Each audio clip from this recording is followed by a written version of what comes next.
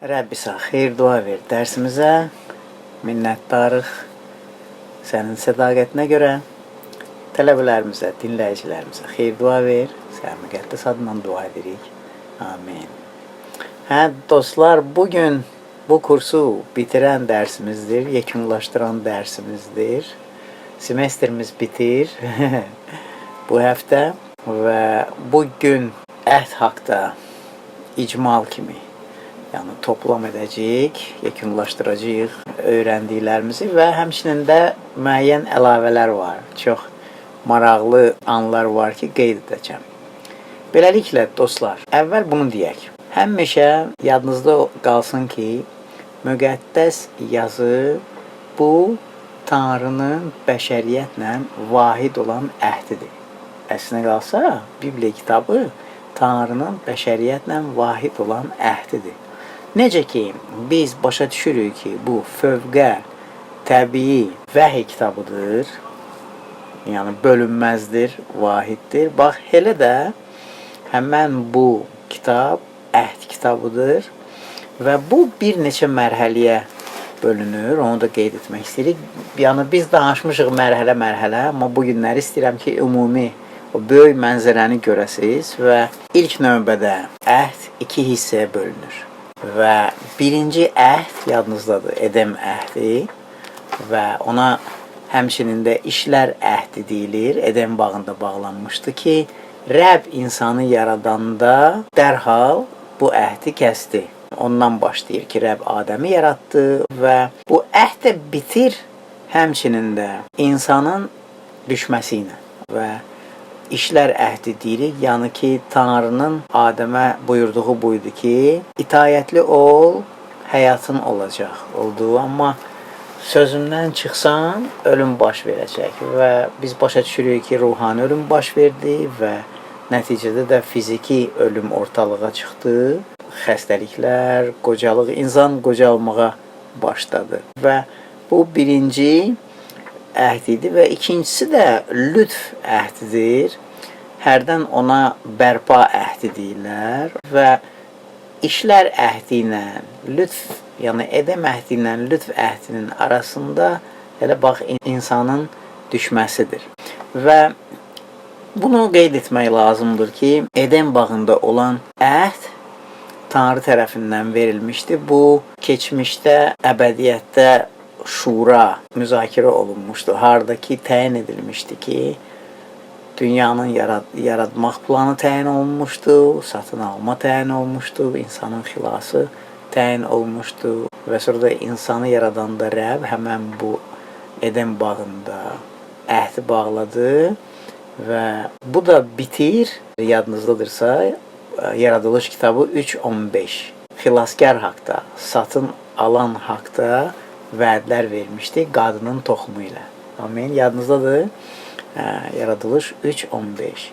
Beləliklə, bax, Yaradılış 3.15-dən nə əhdlər baş verirsə, deyə bilərik ki, bunlar lütfün əhdidir. Bu, Tanrı ilə günahkarın arasında əhddir, hardakı Tanrı söz verir ki, xilas lütfə görədir və günahkarın da məsuliyyəti odur ki, qəbul etsin, iman etsin və itayət etsin. Bilirsiniz, bütün əhd-i ətiqin, yəni köhnə əhdin imanları, necə ki, bugünkü imanlar kimi, həmən bax, bu lütf əhdinə daxildilər. Necə ki, yadınızdadır, məsələn, Yaradılış kitabı 15.6. İbrahim Tanrıya iman etdi və salih sayıldı. Amin. Yəni, iman etdi o vaxt və ondan başqa şey tələb olunmurdu. İman etməli idi və salih sayılırdı. Qalatlara 3.6-da bu qeyd olunur. Nuh, Yaradılış kitabı 6.9 deyilir ki, Nuh salih insan idi. Yezekkil 14.14 onun adını çəkir. İbranilərə 11.7 oxuyarsınız. Və beləliklə, bax, Tanrının əhdi biz deyə bilərik ki, ümumi lütf əhdidir. Və bu da iki hissəyə bölünür.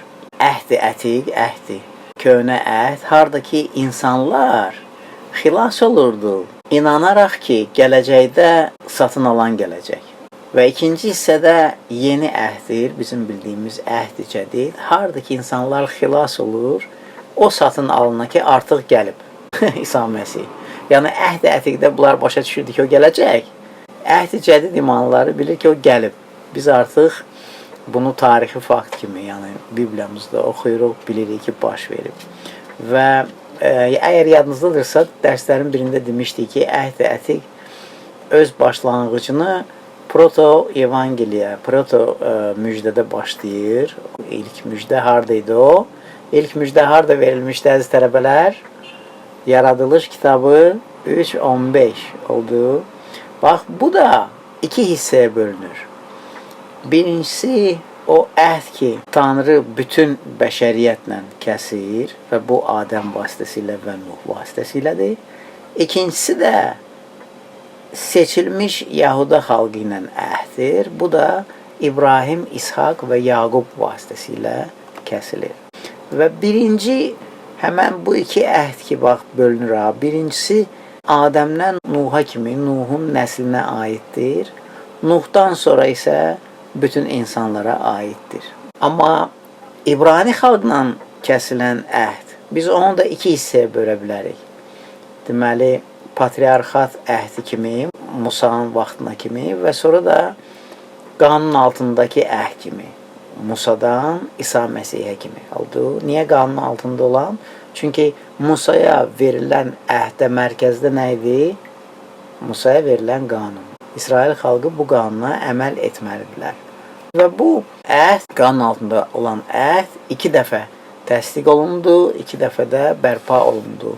Və birinci dəfə Davud padşahın dövründə biz bunu demişdik, harada ki, Rəbb Davuda söz verir ki, onun nəslindən xüsusi bir padşah gələcək və bu İsa Məsihdir. İkinci kələmdə Ezra'nın vaxtında olmuşdu, harada ki, 10 İsrail qəbiləsi tam şəkildə həqiqi imandan ayrılmışdılar. Və Tanrı da təsdiqləyir bunu, təzədən bunların yadına salır və Davuda da demişdi ki, padşahlar yerinə yetirə bilmirdilər də, Yahudanın padşahları çaşırdılar, yalan danışırdılar, bütlərə dönürdülər. Biz anlamalıyıq ki, əhd-i ətiqin, əhd-i cədidlə, yəni köhnə əhdin, yeni əhdlə heyrətamiz orqanik birliyi var. Tanrının planı, yəni ki, əbədiyyətdə, keçmişdə xilas planını necə ki, Rəbb qoymuşdu, bunlar təsdiq edir. Həmən bax, bayaq dediyimiz Yaradılış kitab 3-cü fəsildə. Beləliklə, həmişə xatırlayın ki, yeni əhd ki, biz oxuyuruq, İncil deyirik ona, müjdə. Bu, əslinə qalsa, hələ əhd-i ətiqin içində var və Qalatlara 3-cü fəsil demişdik bunu, 24 və 25, deyilir ki, həmən əhd-i ətiqin köhnə əhd bizi İsa Məsihə qədər yol göstərən mürəbbidir. Yol göstərən mürəbbidir. Və necə ki, Bibliya, biz öyrətmişik bunu, ki, tərəqqi vəhiydən danışır, elə də əhd-i ətiq əsaslar qoyur. Bax, təlimi qoyur, hadisələr baş verir ki, biz onları sonra əhd-i cədidi oxuyanda başa düşürük. Yəni, bunlar ikisi də bir-birini tamamlayır oldu. Və yeni əhdi oxuyanda biz onda başa düşə bilərik ki, əhd-i ətiqin davamı olaraqdır. Yəni ki, orada olan hadisələr, qəhrəmanlar, qanunlar, qurban gətirən o qanunlar, sistemlər, əhdlər, vədlər. Biz ancaq yeni əhdlə məşğul olsaydıq, məsələn, götürürük və müjdəni başlayırıq oxumağa. Onda biz başa düşməzdik ki, niyə Yahudalılar belə Məsihi gözləyirlər. Gözləyirdilər ki, onların padşahı, xilaskarı gəlməlidir. Əhd-i ətiq olmasaydı, biz başa düşməzdik niyə Məsih gəlməlidir. Yeşaya 53-ü başa düşməzdik. Biz bilməzdik, Nazaretli İsa kimdir? Yəni ki, o qədər peyğəmbərlik var İsa haqda, xırdalıqlar var. Onun doğum haqda, onun çarmıqda ölümü haqda, kəsilən quzu, qüsursuz quzu. Biz başa düşə bilməzdik. Zəbur 16. Bunun üçün də bunlar hamısı bir-birini tam edir. Yaxşı, qısa sözlə, nə yadımızda qalmalıdır əhdlər haqda. Bunu qeyd edin özünüz üçün bir icmal kimi, bu yaxşıdır. Birincisi, əhdlər Bibliyanın onurğasıdır. Amin. Yəni Bibliya əhdlər kitabıdır. Bax, bunu bilin. Bunun üçün də elə Bibliya iki hissəyə bölünür. Əhd, köhnə əhd, əhd-i ətiq deyirik və yeni əhd, əhd-i cədid deyirik. Oldu. Çünki bu əslinə qalsa Bibliyanın insan üçün satın alma tarixini, hekayəsini açır. Yəni dərslər vaxtı bilmirəm, fikir verdiniz, hiss elədiniz ki, necə əhdlər tərəqqi şəkildə bir-birini tamamlayır, tikir və tam satın alma bir mənzərəsini təqdim edir bizə ki, Tanrının marağı o idi ki, insanı xilas etsin.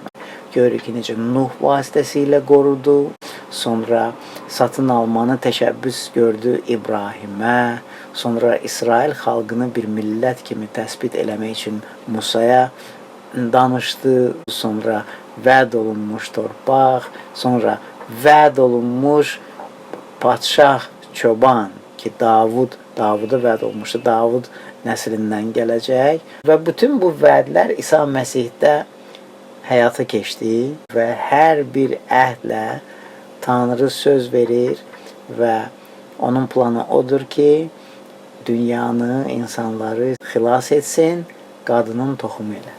Yaradılış 3:15. Bunu oxuyarkən biz daha və daha aydın şəkil görürük. Həmən o satın alma açılır gözümüzün qabağında ki, İsa Məsih vasitəsilə həyata keçdi. Bunu qeyd edin ki, əhdlər fundamental rol oynayır. Bax, həmən bu satın alma, insanı satın almanın mənzərəsində.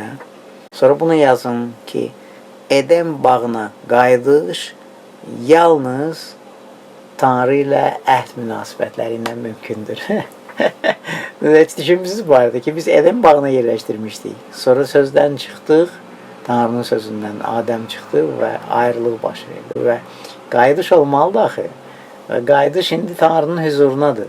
Tanrı ilə bir olmaqdır. Və bunun üçün də deyirəm ki, Edemə qayıdış ancaq Tanrı ilə əhd münasibətləri ilə mümkündür. Bunu da qeyd edin.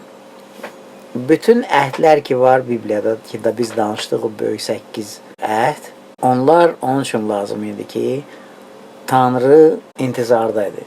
Yəni Tanrı öz adamları ilə yaxın münasibətlər istəyir və dəfələrlə oxuyurduq bunu ki, onu sevsinlər ki, o bizim Tanrımız olsun, biz də onun xalqı olaq.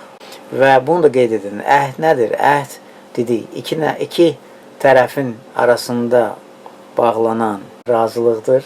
Bu münasibətlərdir. Orada müəyyən vədlər var ki, hər kəs bu vədə, biri vədi verir, o birisi qəbul edir və o da müəyyən öhdəçiliyi götürür öz üzərinə və bunlar bir məqsədə doğru çalışırlar. Və hər bir əhdə möhürlənir neynə?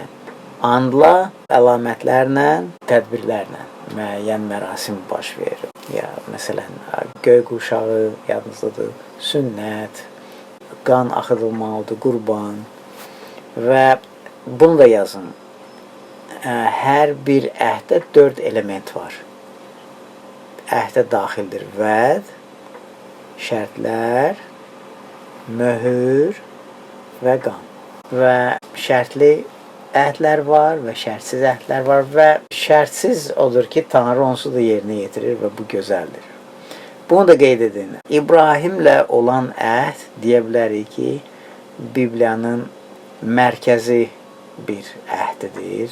Elə bil ki, çünki İsa Məsih İbrahimə söz verilmişdi ki, onun toxumundan gələcək. İbrahimin oğlu Qalatlara 3:16 və çox maraqlıdır ki, Bibliya deyir ki, hər kəs ki, indi İsa Məsihə iman edib, İbrahimin evladıdır. Odur, yəni necə imanla. Hər kəs ki, iman edir, o da bu ailəyə daxil olur. Çünki söz verilmişdi İbrahimə ki, İsa Məsih gələcək. Odur, İsa Məsih İbrahimin evladı kimi sayılır. Ona görə də biz də iman edəndə İbrahimin evladlarıyıq ruhani mənada və sonra Davudla da olan əhd, ondan qabaqki olan əhdləri yerinə yetirir. Yəni ki, bilirsiniz nə maraqlıdır? Adəmi Rəbb yaradanda əvvəldən dünya üzərində hökmranlığı Adəmə vermişdi. Yanınızdadır. Və Adəm bunu itirdi. Tanrının sözündən çıxanda və Davuda deyilmişdi ki, amma sənin padşahlığından, sənin nəslindən yeni bir padşah gələcək. İtaətli padşah Nazaretli İsa ki, o hökmranlıq edəcək, o idarə edəcək. Və əlbəttə ki, başa düşürük ki, yeni əhd bütün əhdlərin kulminasiyasıdır, yəni zirvəsidir. Bu Tanrının xilas işidir və Tanrı İbrahimlə şərtsiz əhd bağladı və dedi ki, mən səninə verdiyim sözü saxlayacağam, üstündə duracağam və bilirsiniz, düşünürdüm ki, Rəbb deyir ki, hətta ölsəm belə bu sözün üstündə duracağam və sonra da baxanda Qalqofada görür ki, doğrudan da İsa Məsih gəldi və çarmıxda öldü ki, tərki əhd, bizimlə əhd qalsın. Çünki əbədi əhddir və Rəbb bizi itirmək istəmir. Amin. Bax, bu o şeylərdir ki, siz əhd haqda xatırlamalısınız və balaca əlavəmiz var və düşünürəm ki, bu da çox maraqlı olar. Bibliyada böyük və balaca əhdlər var. Biz sizinlə böyük əhdlər haqda danışdıq və bəzi balaca və yaxud əlavə əhdlərdən danışmaq istəyərdik. Bundan əvvəl bu şeyi də istəyərdim qeyd edəsiniz. Tanrı əhdinə həmişə sadiqdir. Bunu yazın. Zəbur 89-28. Həmişə. Oldu bayaq dediyim kimi, hətta ölümə kimi sadiqdir. Sonra Tanrı həmişə verdiyi əhdi xatırlayır. Heç vaxt unutmur. Bunu da yazın. Zəbur 105, 8, 111, 5 və dəfələrlə yəqin ki, oxumusunuz Luka 1:72. Və buna görə də Tanrı istəyir ki, biz də həmişə əhdi xatırlayaq. Rəbbin bizə verdiyi əhdi unutmayaq. 1-ci səlnamələrə 16:15, 2-ci qanun 4:23. Orada deyir ki, sən də unutma, xatırla, unutma, xeyir-dua alacaqsınız. Bax, bunu qeyd etmək istəyərdim. Yazıları oxuyanda biz görürük ki, ilahi əhd var. Sonra görürük ki, insanın Tanrı ilə əhdi var və sonra da insanlar arasında əhd var. İlahi əhddən danışmışıq bu kursda, Tanrının verdiyi əhdlərdir və sonra momentlər var ki, harada insan təşəbbüs edir, Tanrının qarşısında əhd kesmək istəyir. Oxuyarsınız, Yeşua 24-cü fəsil, 24-cü bənd və yaxud 2-ci Padşahlar 11-17. Məsələn, üçlük əhdi deyirəm mən ona. Yehoyada, kahin, orada deyilir ki, həm Rəbbin, həm padşahın, həm də xalqın arasında əhd kesdi. Oldu, çox maraqlıdır. Yəni, Rəbbin qarşısında padşah və xalqın arasında əhd kesdi. Kahin Yehoyada. Rusça İyoday. Bu çox maraqlıdır. Və sonra da insanlar arasında əhd görürük və yəqin ki, mən deyəndə dərhal yadınıza düşür. Yonatanla Davud, 1-ci Şamuel 18:3. Onların arasında əhd var idi, dostluq və məhəbbət. Yaradılış kitabı 21-27, İbrahimlə Abimelexin arasında əhd var idi. 2-ci Şamuel 5:3, Davud padşahla İsrailin ağsaqqalları arasında əhd var idi. Görürsünüz, iki insan arasında. Sonra padşahlar arasında əhd vardı. Süleyman və Hiram, 1-ci Padşahlar 5:12. Ben-Hadad padşah Ahav padşahla 1-ci Padşahlar 20:34. Sonra azadlıq əhdi var. Yeremiya Peyğəmbərin kitabı 34:8. Sidqiya padşah öz xalqı ilə əhd bağlayır və azadlıq haqda əhdi təşəbbüs edir. Bu çox maraqlıdır. Bax, belə insanlar arasında əhdlər var və sonra da dediyim kimi balaca əhdlər var. Məsələn, hələ Sidqiya padşahın verdiyi əhd, o azadlıq əhdidir ki, qul olmasın heç kim. Və sonra məsələn, Şabat haqda əhd var. Çıxış kitabı 31 13-cü bənddən 17-ci bəndə kimi necə ki Rəbb deyir ki, sizin gərək istirahət gününüz olsun və bu əbədi əhd kimi saxlayın. Baxın, Şabat haqda əhd həm əhddir, həm əlamət. Deyir, budur əlamət, Şabat günü və sonra deyir, budur əhd. Bu günü qorumalısınız, yerinə yetirməlisiniz, əbədidir. Vermişəm, saxlayasınız. Sonra başqa əhd var Levililərlə, kahinlərlə. Sayılar kitabı 3-cü fəsil, 6-cı bənddən 51-ci bəndə kimi. Vaxtımız məhdud olduğuna görə lütfən oxuyarsınız.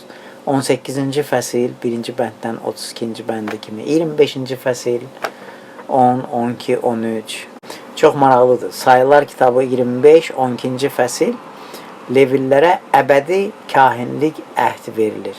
Həmçinin də bu əhd sülhün əhdi adlanır və xüsusilə Pinxasla bağlanır bu. Pinxas Eliyazarın oğlu. Kim idi Pinxas? Pinxas Harunun nəvəsi idi. Və Tanrı ona deyir ki, sən mənə görə sənin qeyrətin var. Sən dürüst adamsan. Mənə görə qısqancsan. Qeyrətlisən. Ona görə səninlə sülh əhdi bağlayıram və İsraildən qəzəbimi döndərdin sən. Çox maraqlıdır. Oxuyarsınız. Sayılar 25, 12. Sülhün əhdi. Sonra Malakiya Peyğəmbər 2-ci fəsil 3-cü bənddə Levi ilə bağladığı əhddən danışır. Bu əhdin adı həyat və sülh əhdidir. O da çox maraqlıdır. Tanrı Levi deyir ki, mənə hörmət etdiyinə görə dilində həqiqət qanunu ağzından çıxdı, hiylə çıxmadı. Mən səninlə həyat və sülh əhdi bağlayıram. Deyir ki, sən sülh və düzlük içində mənimlə yol gedirdin. Heyratamizdir bu. Yadımdan çıxdı bunu da deyim ki, Yaradılış kitabı 17, 19 və 20 Tanrının İshakla da əhdi var. Bu da əbədi əhdir ki, hara getsən xeyir dua verəcəm, əməllərinə, nəslinə. Sonra Tanrının İsraillə sülh əhdi var. Yeşaya 54, 10. Yezekil 34, 25, 37, 26. Və sonra da çox maraqlı bir əhd tapmışam. Duz əhdi. Sayılar kitabı 18, 19. Bu əhd Haruna verilir və onun nəslinə deyilir ki, müəyyən şeylər sadalanır, Tanrı ona verir və 19-cu bənddə deyir ki, bu duzun əhdidir səninlə. Biraz xatırladır, bizim millətdədir, biz duz çörək kəsmişik. Duz çörək kəsmək, yəni aramızda nəsə var da və əhd, yəqin elə oradan gəlir, duz əhdi. Beləliklə bu qədər dostlar, minnətdarıq ki, bu semestrdə dinləmisiniz, bizə qoşulmusunuz, olmusunuz bizimlə. Çox maraqlı kurs oldu. Semestrimiz bitir, gələn semestrlərə dək. Rəbb bizi azad et, minnətdarıq bu kursa görə, tələbələrimizə görə, dinləyicilərimizə görə. Sən müqəddəs adından dua edirik. Amin.